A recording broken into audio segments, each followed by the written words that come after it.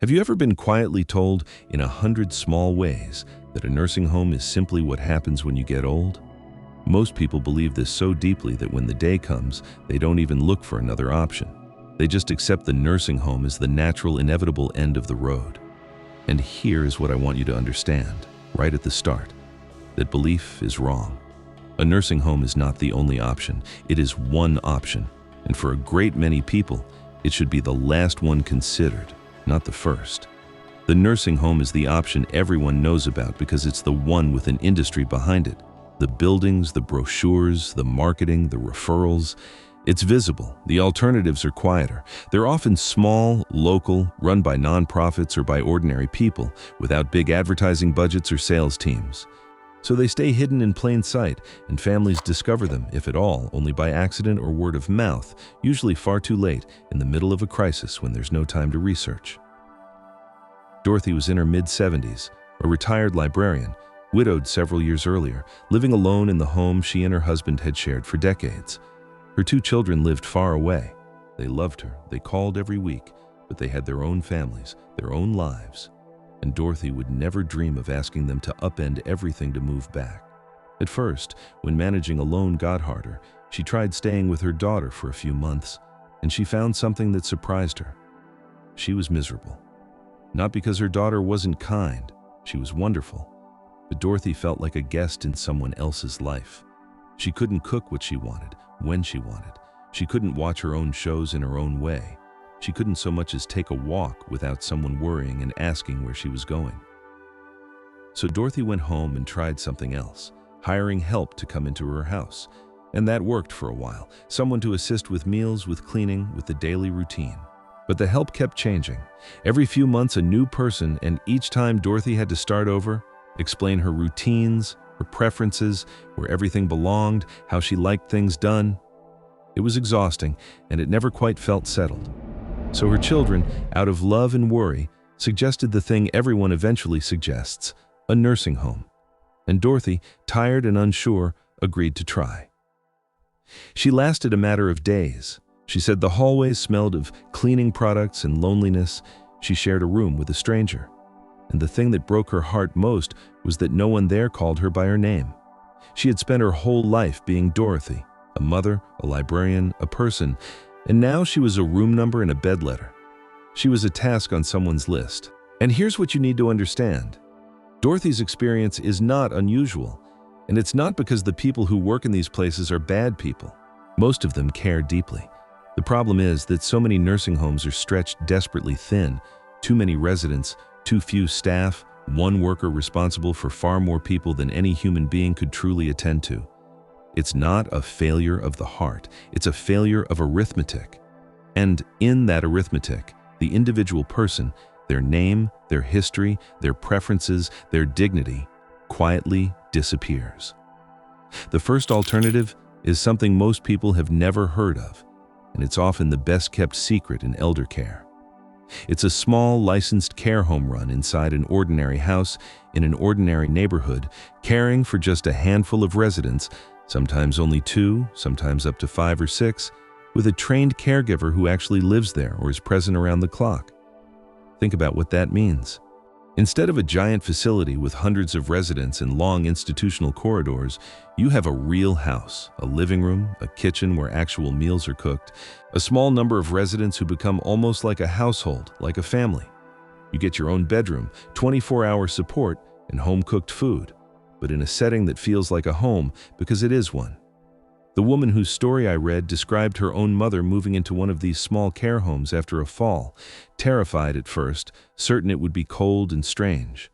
And within a couple of weeks, her mother was helping the caregiver make breakfast every morning. She said it felt like living with a friend. That's the difference. It's not a facility that happens to house people. It's a home that happens to have help. In a large facility, a resident might wait a long time for help because the one person on duty is stretched across many rooms. Meals arrive on a rigid institutional schedule, the same tray for everyone. In one of these small homes, the whole rhythm is different.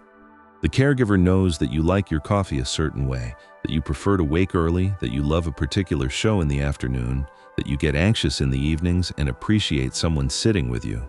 They know these things because there are only a few of you, and because knowing them is possible when the numbers are human-sized. When you have a bad night, someone notices.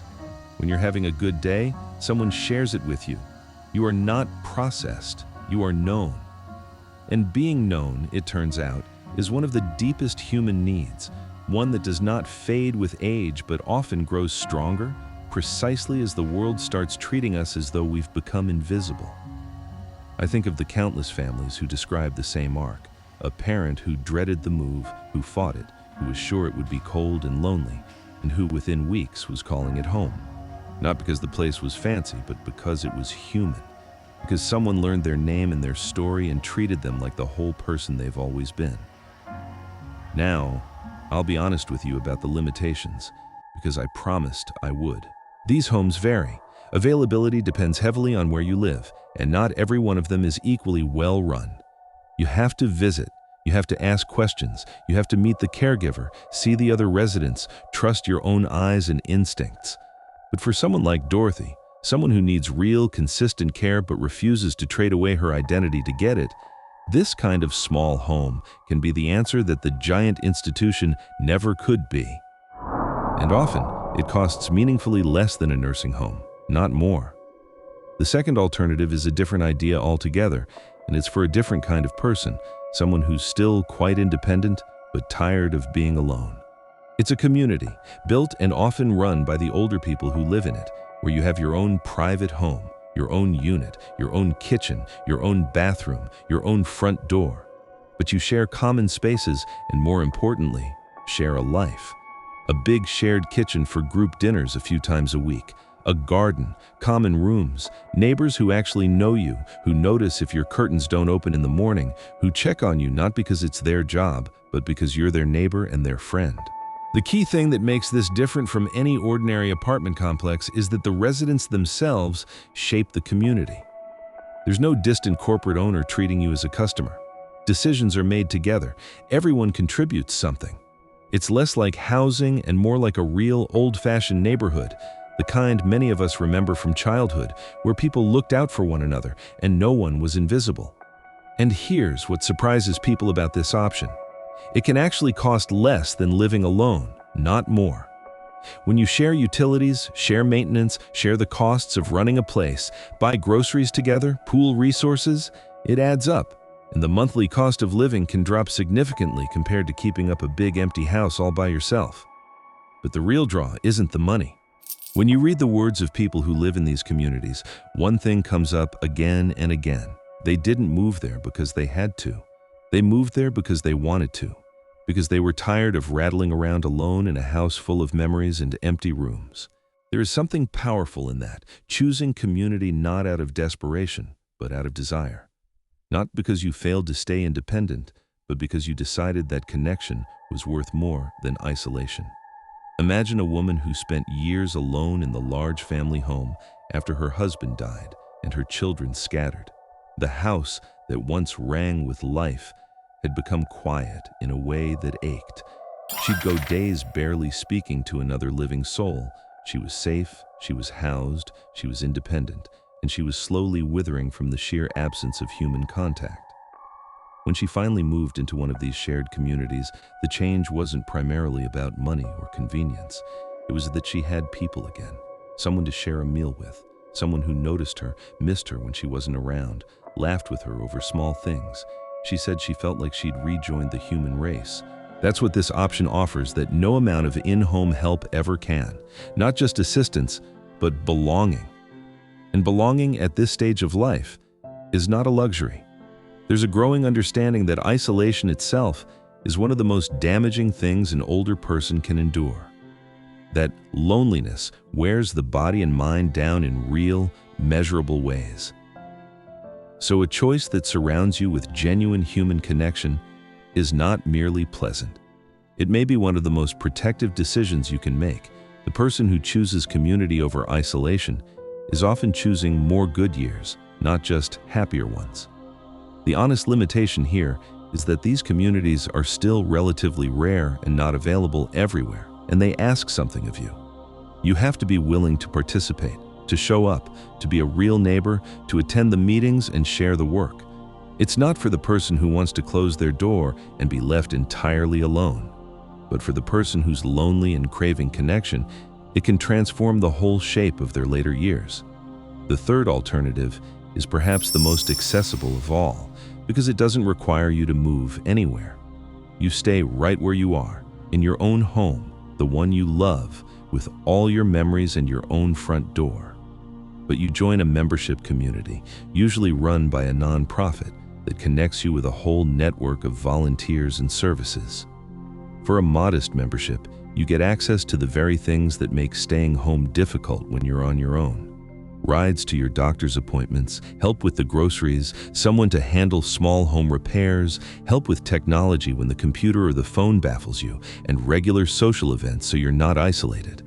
Think about what that solves. So often, the reason a person can't stay in their own home isn't that they need round-the-clock medical care. It's the small things, the ride they can't get, the light bulb they can't safely change, the loneliness of a quiet house. This model exists precisely to handle those small things, the ones that, left unhandled, slowly push a person out of the home they could otherwise have stayed in for years longer. The beauty of it is captured in a single idea. You don't have to leave your life behind in order to get help living it. I read about a woman who called herself an elder orphan.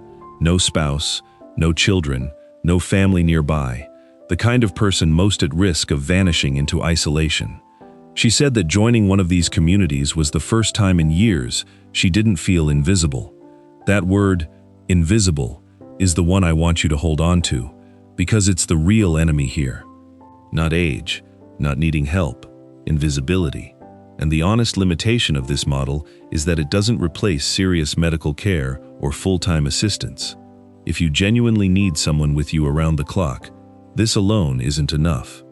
But for the millions of older people who are mostly independent and just need a hand here and there, a ride, a repair, a friendly check-in, someone to call when the power goes out, it can be the difference between merely surviving in your home and truly thriving in it. And I want to point out why this option matters so much, because it addresses the thing that actually pushes most people out of their homes. When families sit down and think about why a parent can't stay home anymore, they usually picture some dramatic medical need. But if you look closely at the real reasons, they're rarely dramatic. It's that mom can't drive to her appointments anymore, so she misses them. It's that dad can't manage the yard or fix the leaky faucet, so the house slowly falls into disrepair. It's that the groceries have become an impossible weekly ordeal. It's that no one checks in, so a small problem becomes a big one before anyone notices. These are not medical crises.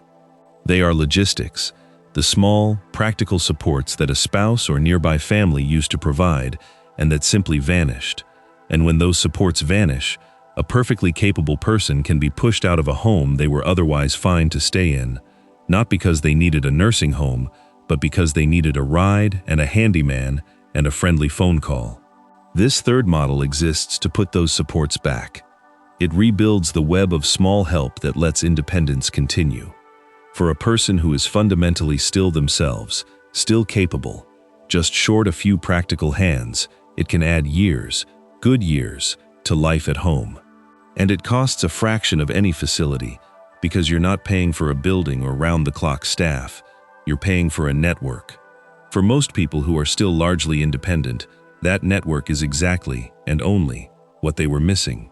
So let's put all three together, plainly, so you can see your own choices clearly. If you need real, full-time care, but want it in a warm, small, human setting where people know your name, look for one of those small, licensed care homes in an ordinary neighborhood. If you're still quite independent, but tired of being alone, and you want connection and shared life while keeping your own private home, look into a community built and run by older people themselves. And if you want to stay right where you are, in your own house, but you need a network of help and company to make that possible, look for one of those nonprofit membership communities that bring the help to you. Because I'll tell you what I've come to believe is the real tragedy here. It isn't that some people end up in nursing homes. For some, with serious medical needs, a good nursing home truly is the right and loving answer, and there is no shame in that. The real tragedy is how many people end up somewhere they never wanted to be, believing the whole time that they had no other choice. They didn't choose the nursing home over the alternatives. They chose it because they thought it was the only door in the room, and it wasn't. There were other doors. They just were never shown them. Don't let that be you. Don't let it be someone you love. The single most powerful thing you can do is simply to know, before the crisis comes, that more than one door exists, and to look through them all, calmly, while you still can, instead of being pushed through the nearest one in a panic. None of these three is perfect. Every one of them takes research, planning, visits, and honest conversations with the people who love you, but they exist, they are real, and most people never learn about them until it's too late to choose, which is the whole reason I'm telling you now, while the choosing is still fully in your hands. Now, before I leave you today, I want to share something that I keep coming back to because I think it sits underneath this entire subject. There was a man, a psychiatrist, who survived some of the very worst that the last century had to offer, who lost nearly everyone he loved, and who endured suffering most of us can barely imagine. And in the middle of all of it, he noticed something profound about the people around him. The ones who endured were not always the strongest or the youngest or the healthiest. They were the ones who held on to a sense of meaning and who understood one particular truth. He wrote that everything can be taken from a person, but one thing, the last of the human freedoms, the freedom to choose your own attitude in any circumstance, to choose your own way. Everything can be taken but that. And I think that's exactly what Dorothy chose. When she refused to disappear into a room number, when she went looking for another way, when she found a home where someone knew her name, she was exercising that last unbreakable freedom. Not the easiest path, not the cheapest, but her own. The same man wrote something else I want to leave with you. When we can no longer change our situation, we are challenged to change ourselves. Maybe that's what growing older really is, at its heart. Not a problem to be solved, not a decline to be endured, but a challenge to be met, on your own terms, in your own way, with your dignity and your selfhood fully intact. I've thought a great deal about why that idea matters so much for this particular subject, and I think it's this. So much of what frightens us about growing older is the fear of losing control, of having things done to us, decided for us, imposed on us, until we become passive passengers in our own lives. The nursing home, in the imagination of many people, is the symbol of that fear. The place you're sent, the choice made for you, the final surrender of your own say. But everything I've shown you today is really about one thing: refusing that surrender. Choosing, actively, deliberately, among real options, instead of being delivered by default to the one everyone assumes. When you research the alternatives, when you visit, when you decide what fits your life and your values, you are doing the most powerful thing a person can do at any age. You are remaining the author of your own story, not a character things happen to, the author. And that authorship doesn't require you to be strong or wealthy or perfectly healthy. It only requires you to know your choices and to claim them while you can. That is entirely within your reach. Today, right now. The body ages. The circumstances shift. But the pen stays in your hand unless you set it down or let someone take it. So don't. Keep the pen. Write the next chapter yourself. So if you take one thing from me today, let it be this. You have more choices than you have been led to believe. The nursing home is not the only door. Whatever your situation, whether you need a lot of help or just a little, whether you want to stay in your home or find a new kind of home, there's very likely a path that lets you keep the thing that matters most: your dignity, your independence, your sense of yourself as a whole person with a name and a life and a say in it all. But you have to look for that path. You have to learn it exists, and you have to choose it deliberately, while the choosing is still yours to do. Don't wait until someone else is choosing for you. Look now, while your voice is the one that decides. If this was helpful to you today, I'd be grateful if you'd subscribe, so these conversations can keep reaching you and the people you love. And if you know someone who is facing this very question right now, feeling trapped and certain they have no options, please share this with them. It might be the thing that shows them a door they didn't know was there. In the comments, I'd love to hear from you. Have you or someone you love found one of these alternatives, or are you just learning they exist? You are far from alone in this, and your story might be the thing that helps someone else find their way. One gentle and important note before I go. I'm not a doctor, a lawyer, or a financial advisor, and nothing I've shared today is medical, legal, or financial advice. The care options I've described in general terms vary a great deal depending on where you live, your particular needs and your circumstances, and things like eligibility for assistance can be complicated. Please treat this as a map of possibilities to explore, not as specific guidance for your situation.